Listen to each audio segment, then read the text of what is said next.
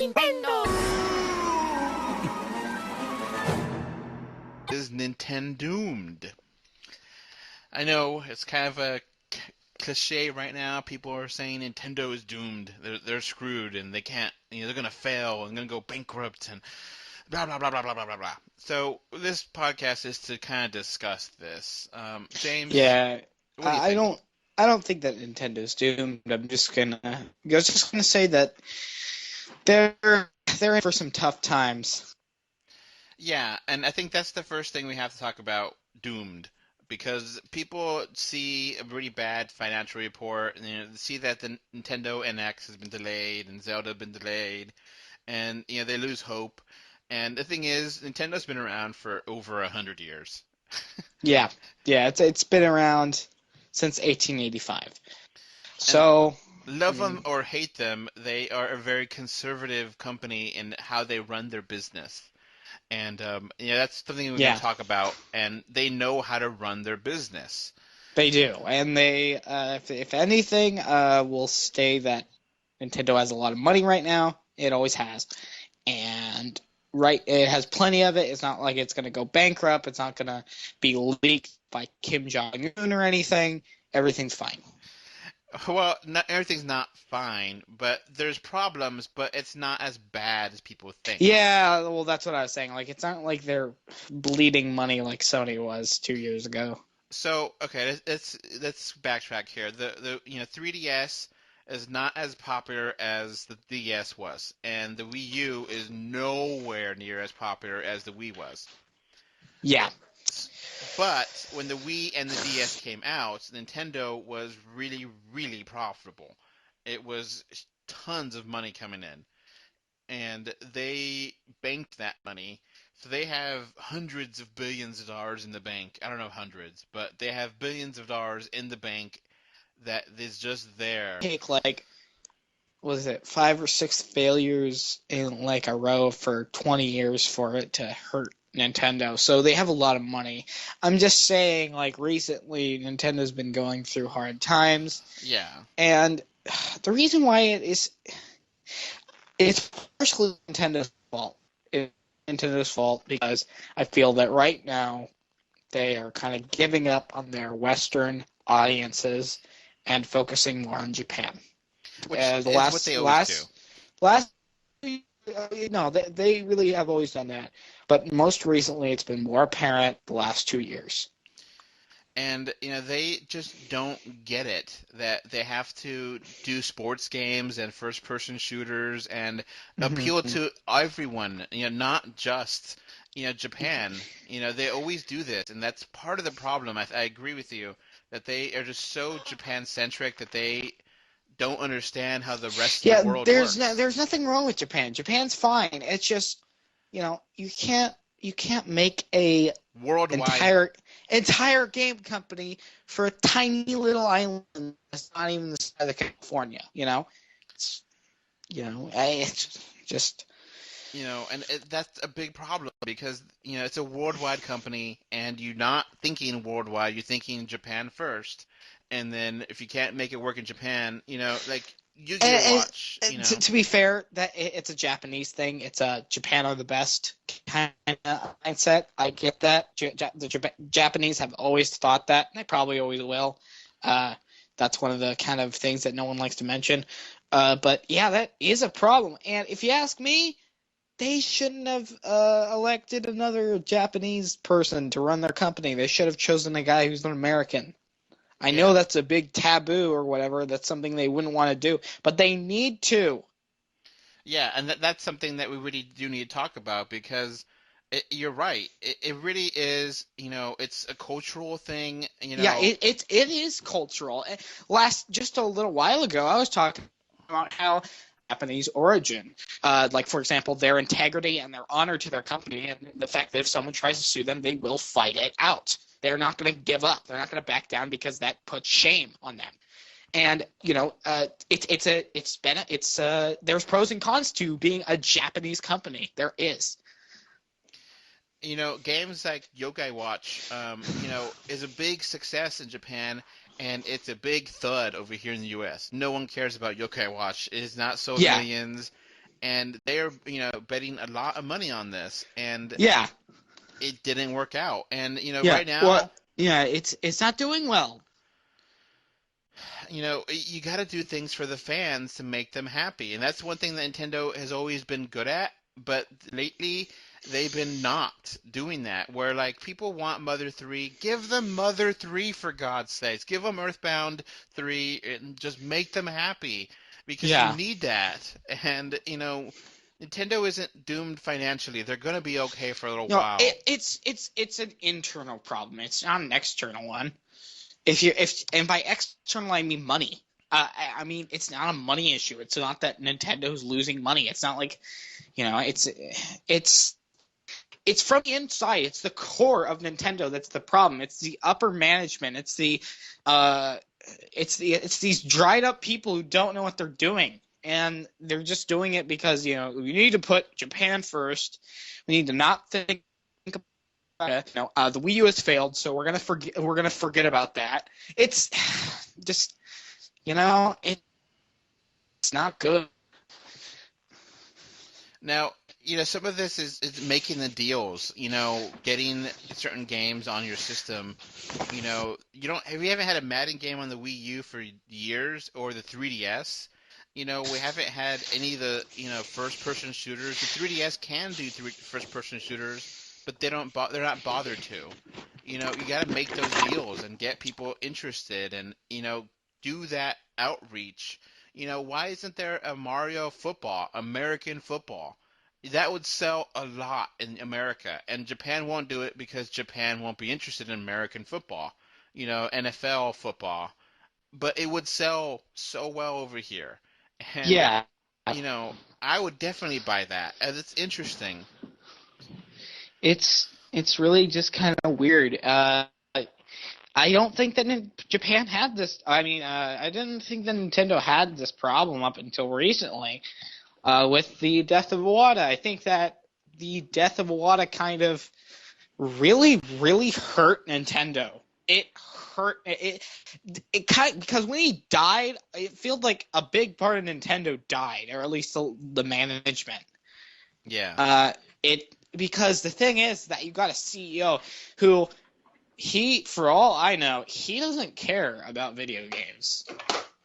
He Just a doesn't. banker that knows He's money. he's just one of those Trade Federation guys in episode 1. He's one of those guys. He is just a bureaucrat that doesn't know anything Yeah, about the yeah, real yeah, world. And exactly. You know, you it's know, like now I the don't know. It's just sad. Yeah, like I could tell that because he didn't appear in any of the directs.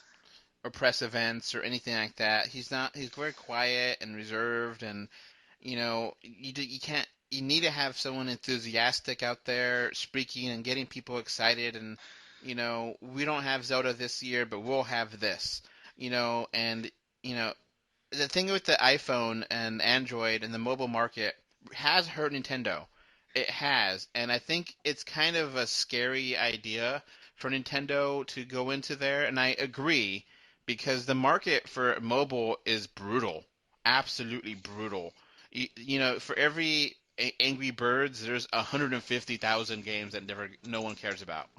you know, for every huge hit, there's games that are a hit for a month and then no one cares about them later on. You know, how do you still play draw something? You know, No.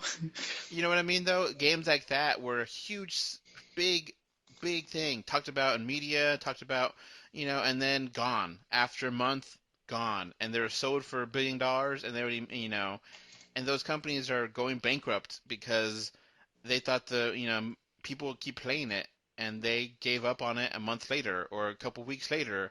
You have a lot of these, instant hits, but not games that continually get money, except for, garbage like,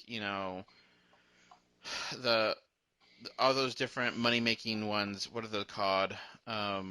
With the you try to match the jewels or whatever.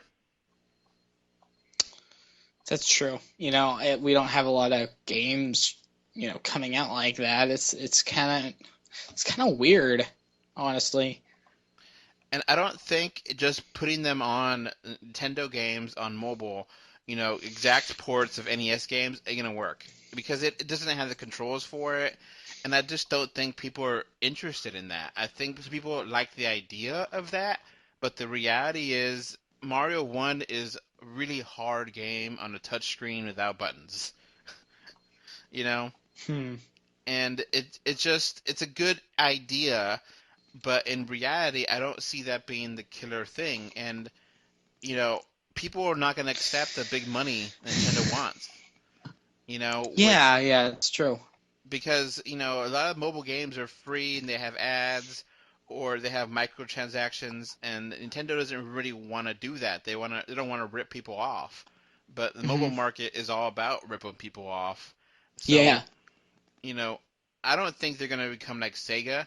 I think it's going to be interesting to see what happens to the NX. If the NX is their last system. It's really kind of unfortunate because we're at a point where the fake mobile games have destroyed the real games.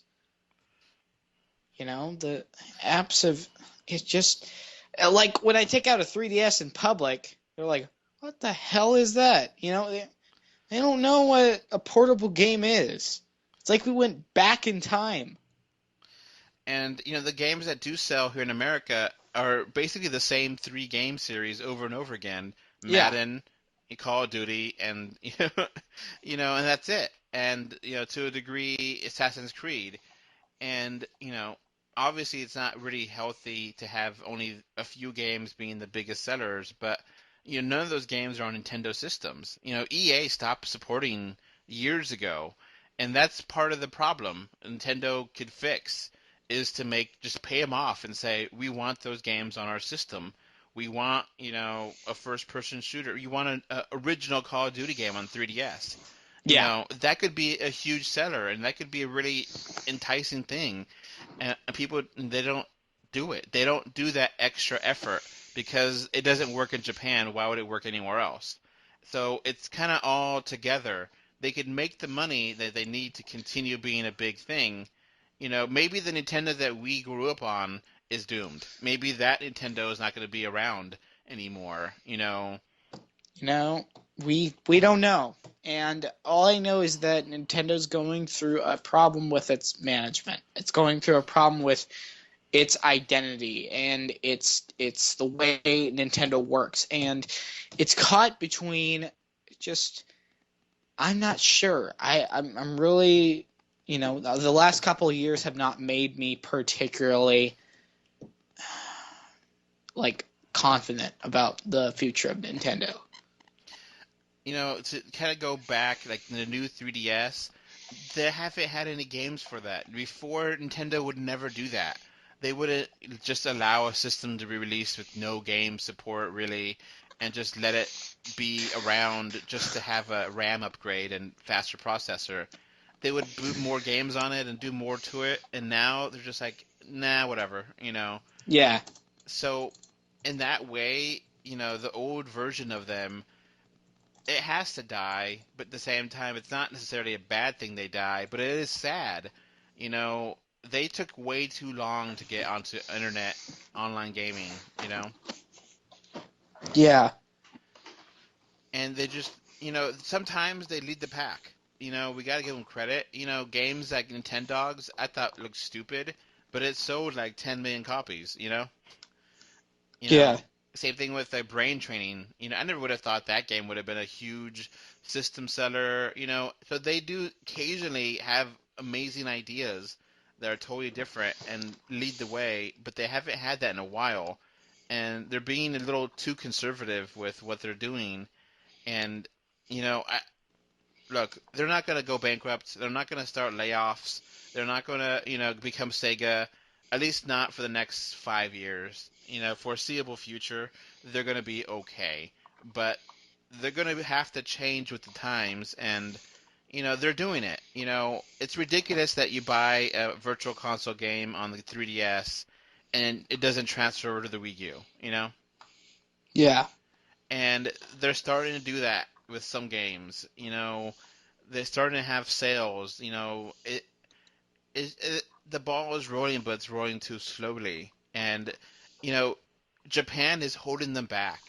I heard that you could buy digital games in Japan, James, that come in a box that have a code that you could go ahead and download the game with that code. And the whole purpose of that is because people are so afraid of downloading games in Japan. They're so uncomfortable with that idea. They want to have a physical box that only has a piece of paper in it to download a code. Yeah. That's stupid. GameStop does it too, but they do it a lot more over there. Certain games are going to be digital only, and that's okay. It's not a big deal. Yeah, it's fine if they're digital, you know. I prefer a physical copy, but you know, if you can't get that done, then all right. You know, it's just the way things are. We have to realize that some games need to be digital, some need to be physical. It's unfortunate. I like to hold a copy of the game in my hands, yes, but you know, Are you going to buy a box with the code inside just to have that box? I would. But like certain times you got to understand too. Star Fox Zero just came out, and it's gotten very mixed reviews, and people are like, I don't want to pay that because the motion controls, and they're leading the way, but at the same time they're not listening to the fans either. So the fans don't really want a gyro center control game like that, and they're doing it anyway, and it's too late. Yeah, exactly. What they do with like Super Mario Maker is a really good idea, but they didn't go the extra mile and allow people to do YouTube, because now YouTube and Twitch gaming are a huge aspect of gaming, and that's just not part of the Nintendo universe. You know, Yeah. and it's because Japan doesn't care, and it just doesn't matter to them. And like they had Mario Kart for the Wii U, Mario Kart 7 lets you do that, and now it's gone. It was up for a little while, now it's gone. Smash Brothers lets you do that. I wonder how long it's going to be up. Maybe in a couple Yeah. months they'll be gone too. But just like these ideas of sharing games, on YouTube and playing them, it's only recently that Nintendo it was even open to the idea of it. Before they just shut them down and just said no copyright infringement, and now they're finally getting around to it, but it's a little bit too late because people are just like whatever. A lot of people, there's probably millions of younger generation that love to watch other people play games on YouTube and find it a lot of fun. They can't afford the game, but they want to watch it. They can't. Sometimes I've watched them because I'm stuck in a level and I don't know what to do, and I just watch that video and it tells me how to do it, and that's a legitimate thing to do. And Nintendo's are very afraid of doing that. Yeah. So in some ways they're doomed for their own sake, but they're gonna be fine. They're not. We keep saying it over and over again, repeating ourselves. They're not going to go bankrupt. They're not going to have 100,000 layoffs every month. They're not going to become a third party. We got to see what happens with NX. But Yes. for the foreseeable future, Nintendo is not doomed. They're not going to. They are in transition to a new version. They're Yes. using Pokemon as an example, they're going to Hmm. evolve. They're not going to faint and die. Yeah. So I just kind of wanted to have that little bit of a rant, just because I'm really sick of tired of people complaining about Nintendo. Oh, they're doomed. They're doomed. And it's like, no, they're not doomed. They're going to change. They've been changing and doing things for over 100 years. Don't worry about it. You know, it's sad to see this train wreck happen in front of us, Yeah. It's but sad. don't worry about it. It'll be all right. Yeah. Just like, Microsoft had a train wreck with Windows 7. Yeah. People still bought Windows. Apple had a train wreck before, they introduced iTunes and, iMac, and Mhm. iPhone.